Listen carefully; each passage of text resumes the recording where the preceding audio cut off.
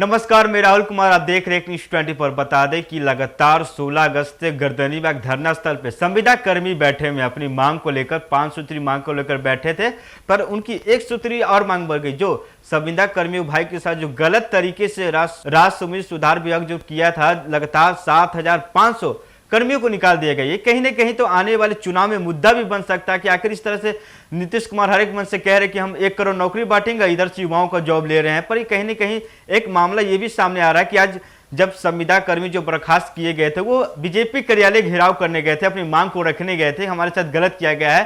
पर तब उन जब अपनी बात को रखने गए थे, तमाम वहां पे जो पुलिस कर्मी है उन पे लाठीचार्ज कर दी गई संविदा कर्मियों भाई पर। कि देखिए कहीं ना कहीं बिहार में इस तरीके से जो भी अपनी बात को रख रहे, सरकार उसको लाठी चला दे रही है, कहीं ना कहीं गलत तरीके से हो रही है। लगातार संविदा कर्मी का एक ही कहना है कि भाई हम 13,500 कर्मी है लगातार जो धरना पे बैठे, हमारी संख्या कम नहीं है, 13,500 कहीं ना कहीं बड़ी संख्या और आने वाले चुनाव में एक असर डालेगा नीतीश कुमार को। उनका एक ही कहना है कि भाई हमारी क्या मांग है, हमारी मांग है कि हमारी कम से कम जॉब परमानेंट कर दे, ज्यादा यानी 60 वर्ष तक है। अगर हमारी जो प्रोजेक्ट ड्रीम प्रोजेक्ट है माननीय नीतीश कुमार की कि हमारे बिहार में कई ऐसे जमीन के मामले जो फंसे उनको हम आगे चलकर बढ़कर अच्छे से काम करेंगे, हमारी जॉब अगर परमानेंट कर दिया जाए। नीतीश कुमार का ये भी कहना, युवाओं को ये भी कहना है संविदा कर्मी भाइयों का कि अगर हमारी सरकार बात मानेगी तो हम 2 दिन के अंदर में जितने भी सारे मामले हैं जमीन सर्वे के हम सारा सुलटा देंगे, ये हमारा वादा रहा। पर माननीय नीतीश कुमार मानने को तैयार नहीं और जो भूमि सुधार विभाग है वो भी बात करने को तैयार नहीं, अभी तक संवाद करने को भी नहीं आए। लगातार 16 अगस्त से जो धरना पे बैठे हुए हैं, आज आपको बता दें कि 10 सितंबर हो गए, इतनी लंबी जो धरना बैठे हुए लगातार एक भाई उनकी आवाज नहीं सुनी जा रही। कहीं ना कहीं संविदा भाई के साथ गलत किया जा रहा है। बता दें कि सीपीआई में एक प्रेस कॉन्फ्रेंस भी की गई थी, उन तमाम जो संविदा भाई कर्मचारी उनसे मुलाकात भी की, उनके जो विधायक भी उनसे मिलने गए और बोले कि हम बात करेंगे विभाग की आपसे और माननीय मुख्यमंत्री नीतीश कुमार को लेटर भी लिखेंगे, आपको बात को रखेंगे। पर अभी तक एक बार भी उनका कुछ फैसला नहीं लिया गया कि हाँ संविदा भाई कर्मियों के साथ क्या किया जाएगा। इधर सरकार पिछली कैबिनेट में वैकेंसी भी निकाल दी, अलग से वैकेंसी निकाल दी कि अलग से हम रखेंगे, पर इन लोगों का परमानेंट जॉब नहीं करेंगे। कहीं ना कहीं चुनाव में इसका असर देखने को मिलेगा संविदा भाइयों की तरफ से, क्योंकि उनका एक ही कहना है कि हमारी जॉब चाहिए परमानेंट, क्योंकि हम जब आए हैं तो लेकर जाएंगे। लगातार जो अब अमर अनशन पे बैठे हुए तमाम में से 8-10 भाई हैं जो जिसमें 5 तो बेहोश हो गए, पीएमसी चले गए, पीएमसी आने के बाद उनको गर्दनीबाग रेफर कर दिया गया।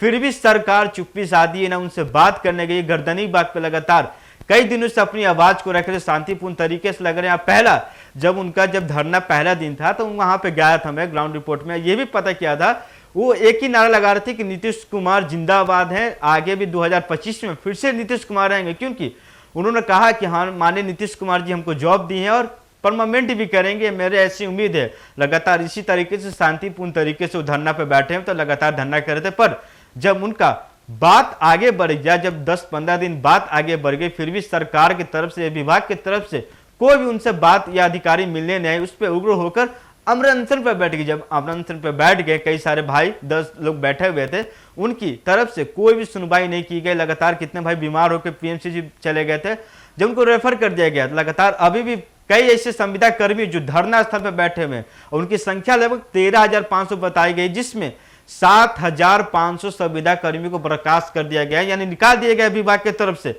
इस पर भी एक बड़ी चिंता की बात है कि इस तरह से आखिर नीतीश कुमार मानी कर क्या रहे। बिहार में इस तरीके से लगातार धरना जारी है, फिर भी एक संविदा कर्मी की बात नहीं सुनी जा रही है।